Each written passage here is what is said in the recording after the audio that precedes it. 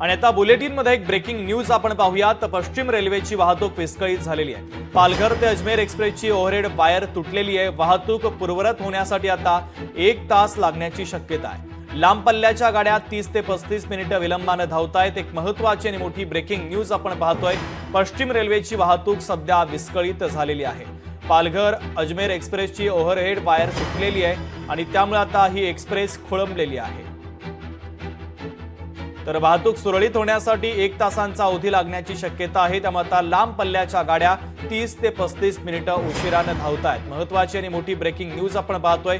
पश्चिम रेल्वेची वाहतूक सध्या विस्कळीत झालेली आहे, कारण पालघर ते अजमेर एक्सप्रेसची ओव्हरहेड वायर तुटलेली आहे। त्यामुळे आता वाहतूक ही सुरळीत होण्यासाठी 1 तासाचा कालावधी लागण्याची शक्यता आहे। लांब पल्ल्याच्या गाड्या 30 ते 35 मिनिटं सध्या उशिराने धावतायत। तर पश्चिम रेल्वेच्या संदर्भातली सगळ्यात महत्त्वाची अपडेट आपण पाहतोय।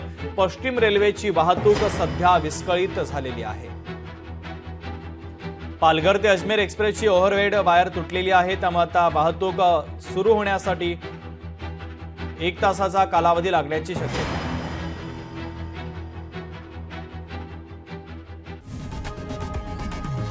लोकशाही मराठी ऐका, पहा, जागरूक रहा।